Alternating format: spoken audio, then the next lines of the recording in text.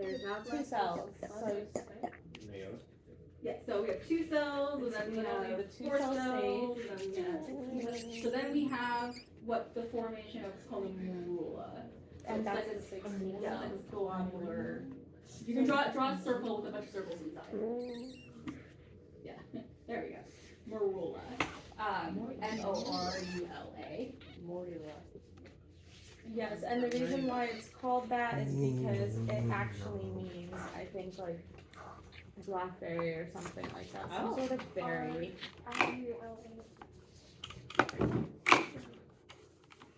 Alright, so at this point, we still don't have any type of polarity, right? So it's kind of just like this ball of cells. There's no up or down, there's no right or left, there's no dorsal, ventral, posterior. It's just like a ball of cells, right? So the next stage we have what's called a blastocyst. So you're going to draw a big circle. Yeah, half circle. Yeah, and then it's kind of like what we're reading now. Yes. Yep. So we have that outer cell layer, which is the trophoblast, and then the inner piece you did, yeah, that's gonna be a bunch of cells. We call it inner cell mass. ICM. Yes, Right, ICM. Okay, so this is the stage in the mouse. So this is happening around just before day 6, so day like 4 or 5. This is the stage where they're collecting cells to make your mouse model. So if you work with a mouse, they collected cells from some mouse at this stage. All right. Does someone who's working with a mouse want to pick up drawing from here? Is your qual in person? Or? I'm not doing But you might be asked to design one. Also, It's like next week is chalk talk. Might Yeah. as well get this out of the way now. What was this part called? The trophoblast. Okay. Yes, the outer cell. It could be TB for short. Okay, so now we're gonna design. What's your disease model or what? I use primates. No, but like, what do you like study? I study the flex learning. Okay. Yeah, it's very different. It's not molecular or. No, that's fine. No, that's fine. Let's see. Let's say there's gene X that inhibits this learning. Okay, this is our mouse. This is our perfect mouse that you're gonna design. So we're gonna collect cells from our inner cell mass. So you just draw a circle with a bunch of cells in it. So we've harvested these cells from the inner cell mass. So these are our stem cells from our mouse. And these are in culture.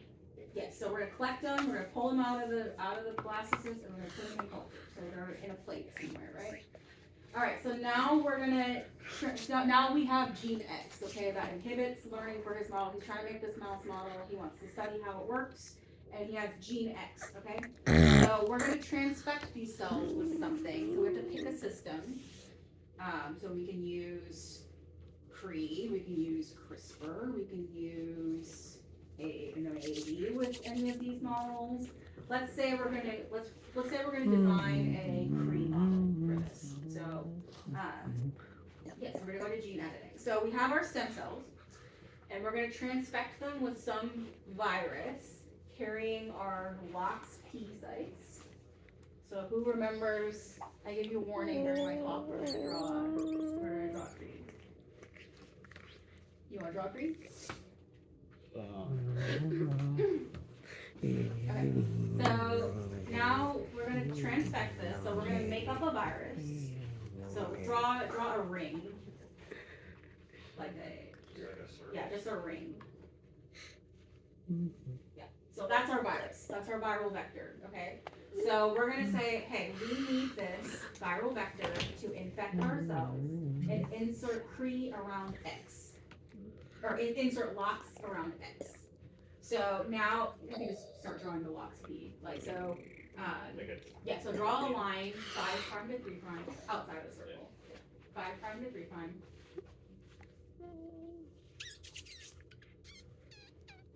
So LOX or LOX-P comes from the bacteria phage, and so it's a segment of DNA.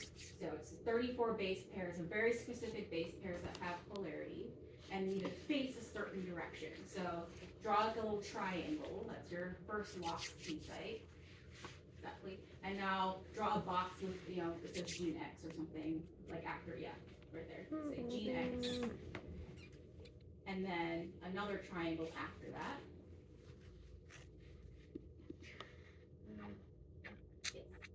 Alright, so perfect. Now we have our gene that is flanked by these LOX P sites, or they call them flocks, right? Flanking LOX P sites. Cool, cool, cool.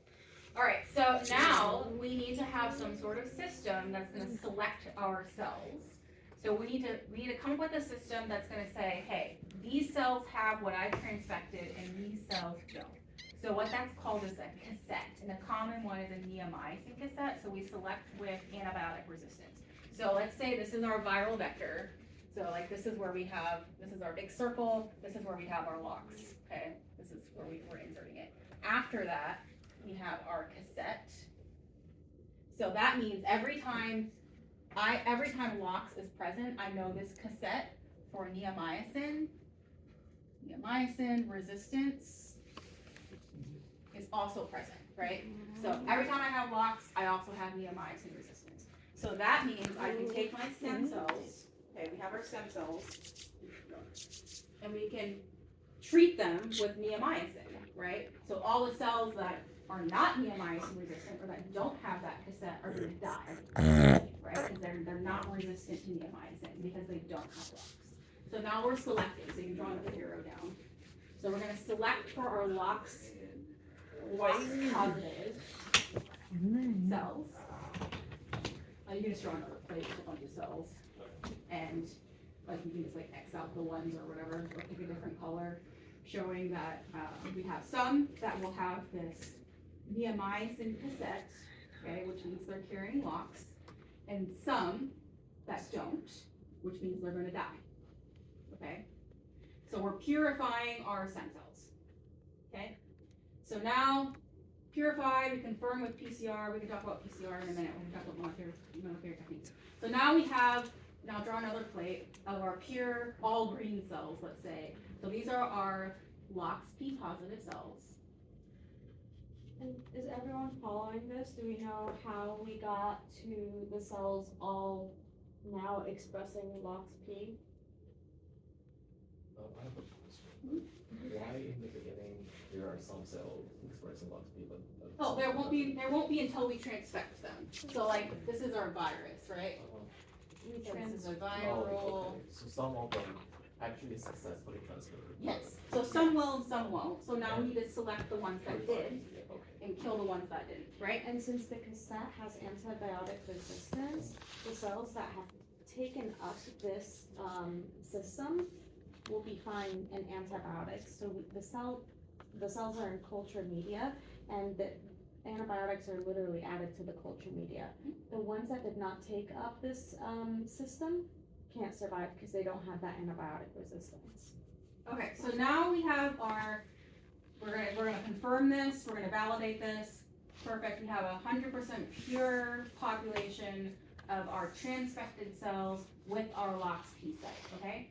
So now we're gonna take this cell mass, your green cells, and you're going to insert it into a new mouse blastocyst. So it's a different blastocyst than what you usually, I would like to pick a different color, black or something.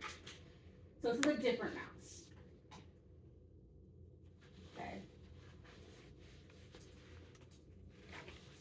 So you can say like blastocyst B. If this is blastocyst A, you can make this blastocyst B. So it still has an inner cell mass, and it's still going to have all these other stem cells that are not transfected, right?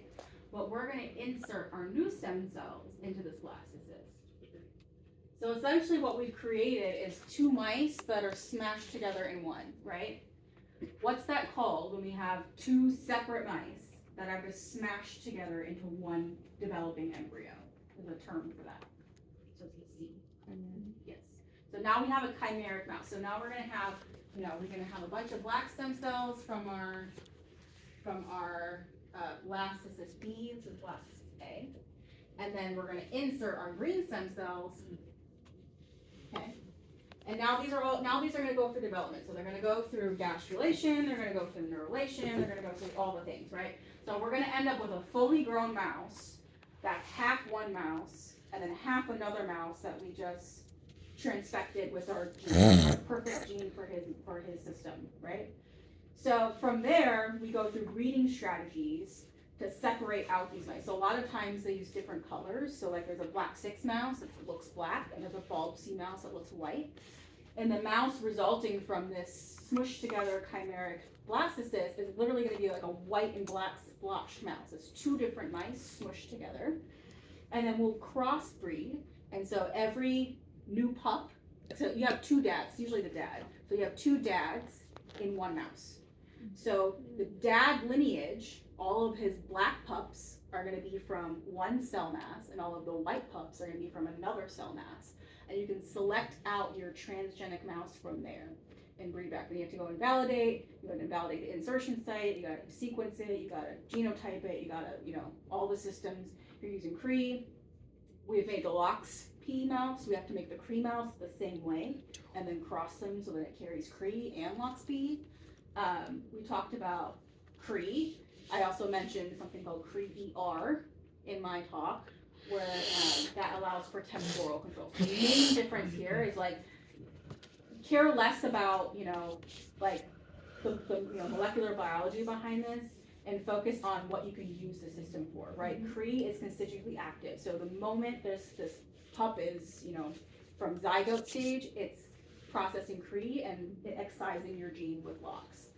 Cree ER gives you temporal control. So this will only happen after you give the mouse or administer the mouse tamoxifen. So temporal control or constitutively active from fertilization. Those are the 2 main things you need to remember. And another way to think about temporal control is that this is an inducible system, the tamoxifen. So for example, if you were to do a global MCL1 knockout, what they saw is that the embryos were pre-implantation lethal. So you obviously can't. So that would be a scenario where, okay, this gene I'm looking at is so important for development, so let's keep it on till then, and then induce with tamoxifen later to knock it down. And it could also be a conditional knockout. So what does conditional knockout mean? Can anyone tell me? Global versus conditional?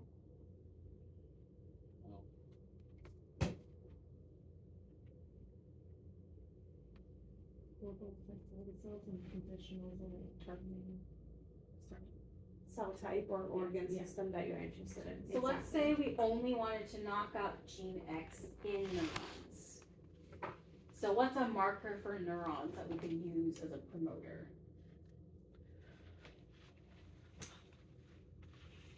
So like, what's a protein that's like, we stain with, or we just know like, oh, neurons express this, and it's pretty much mostly just neurons.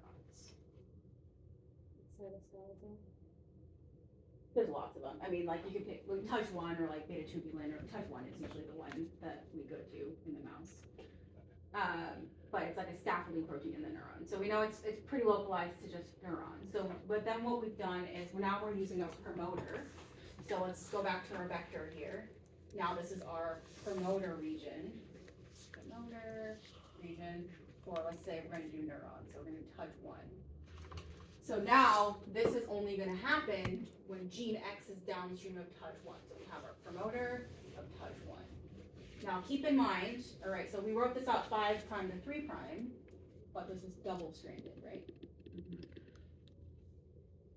Okay. Something that can happen when you're validating your mouse is that these LOX P sites, okay, draw a triangle apparently, can be turned around or upside down or flipped. And then this doesn't happen, right? So you can get an inversion of your gene. Your gene can cross over to the wrong, segment. Like, this is a very delicate system, and there's a lot of validating that goes into it. Like, if you're not working with mice, I wouldn't expect you to know this. If you are working with mice, especially if you're working with a Cree model, you need to know this, okay? And how to validate your system and troubleshoot it. All right, what about CRISPR? Let's talk about what we're editing. That's the other big one, right? Is it more or less specific, since we were just talking about, off-target effects? Yes. There tends to be more off-target effects with CRISPR. So CRISPR, you can be more specific in terms of like what you want to target, but because of how small the fragments are, like so with CRISPR, for example, so you have, let's see,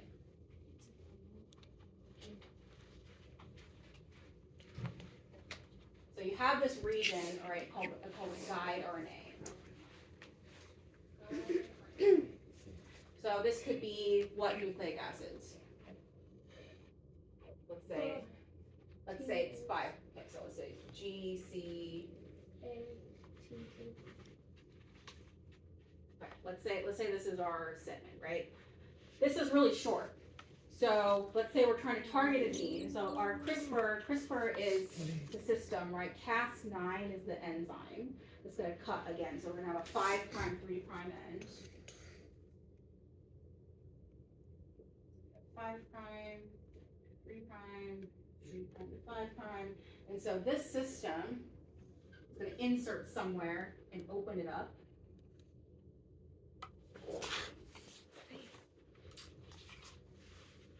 Open it up at that specific sequence that your guide RNA is going to recognize. So then your guide RNA is going to come insert here, right? Because it's such a short, so you can turn off or make a gene essentially non-functional with a very small fragment of nucleic acids, which means like, okay, let's say GCATT happens around this gene. It's not the full gene, right? It's going to turn off what we want to turn off, or turn on what we want to turn on, or modulate what we want to modulate. But GCATT could also be around for, not only gene X, it could be gene Y, could be a segment of gene Z. So oftentimes in these CRISPR-made mouse models, there's additional off-target effects because this is not binding to necessarily just gene X. It might accidentally turn off Y and Z. Yeah. There are ways to double check that it won't happen, that your sequence is only occurring the one time, but it's very expensive. How do you avoid genetic drift? In culture or in mice? Or in culture? So genetic drift doesn't really have anything to do with gene editing. That's just to do with the mouse in general and mouse background. So typically after 6 to 10 generations in gene breeding, you have a significant, or like what's considered a significant genetic shift from your home mouse. So let's say you order a mouse from Jackson, you have a black 6 mouse, and you start breeding it in the house with only your mice, and you're inbreeding it. Sorry, go ahead. No, go ahead. Would that be like DBA mice? Aren't they like super inbred? Well, a lot of them are, Yeah. right? A lot of them are super inbred. Yeah. But let's say like I get a mouse from somewhere else. Let's say Will is at Stanford and he's breeding mice, and I say, hey Will, this mouse is super expensive. Can I have some? And he goes, oh yeah, sure, okay. And I start breeding them here. If I breed them only with my own mice, after a set number of generations, usually somewhere 6 to 10, my mice are now different than Will's, even though he gave them to me. So that's the same thing. So typically, like you refresh your colony with, Japanese frozen embryos, and they and make sure their stock stays the same over, like now it's been almost 100 years. As with in tissue culture, in tissue culture, we always keep track of the passage number, so how many times the cells have been split. And a good practice is to, once you thaw a vial of cells, freeze them at their next passage so that you're keeping a stock of early passage cells. And usually after a set number of passages, you might not want to use them for the same experiment. So let's talk about cell systems, right? So Marina mentioned embryonic stem cells, and we've talked about embryonic stem cells here with the mouse model. What's another stem cell model that's not embryonic, and what's the difference? I like this question. Can we only get stem cells from embryos? Exactly. You both said That's it. Elena. What's an IPSC? What does it stand Elena, for? tenant of Ethan's lab. If you don't know this, you're getting fired. Yeah, right.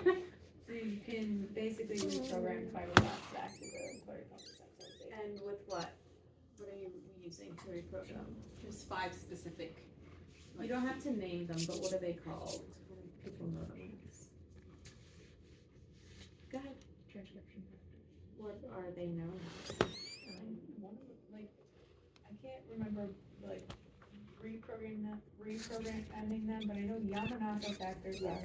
Yamanaka factors is usually what they're known as. And then, could you give me an example of 1 or 2 of the 5? One is Oct4. I think, is there a SOX in there? Can't remember the number. SOX 2. I have mentioned it. There's also MYC. Yep. And I forgot KLF is one. Yes, Right. click, yeah. There's like TTYs and things. There used to be a lot more, but it's since been narrowed down as the essential ones for reprogram fibroblasts or any other somatic cell type, by the way, into iPSCs. So what do we mean when we say pluripotent? Has the potential to become any other cell type. Any other cell type?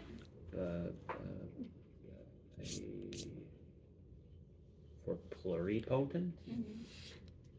I can't remember which one comes which. It can There's become multi- any cell type of the germ layer, Yes. not Okay. any other cell type. Only totipotent cells can become other cell types, and when we say that, we're talking about extra embryonic tissue like the trophoblast.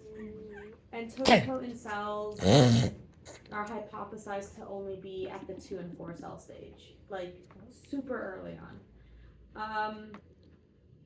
What about multipotent cells? We covered some of them, and right here. I gave a lecture on this recently. I'm trying to float my biorender figure that I made. So like these are multipotent neural cells. Which means they have potential to give rise to only exactly. So you have totipotent, pluripotent, and multipotent.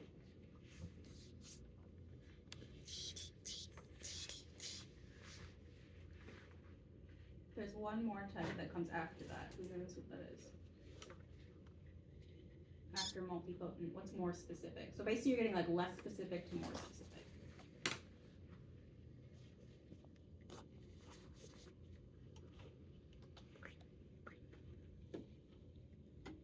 So what would it mean if a cell type can only become one other cell type? Unipotent. Yay! Oh, here it is. I gave a lecture on this recently, so I made it like a hierarchical tree for stem cells. I'll let you guys take a picture of it here. Great. If you guys want to look at the hierarchical tree of stem cells.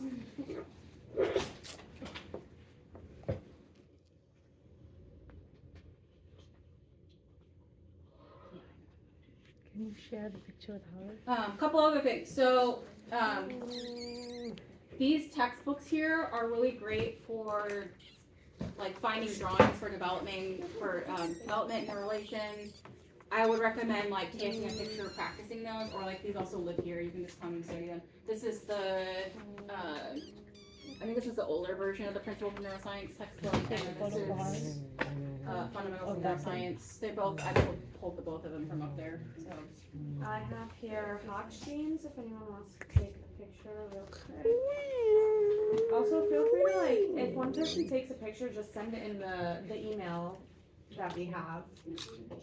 What's the other picture? You got both of them? There's some other picture. Okay, and then, yeah, that way everyone can have it, even people who are not here. She's gonna send it. Okay. And the Everyone send next it, okay. important one would be this. and the,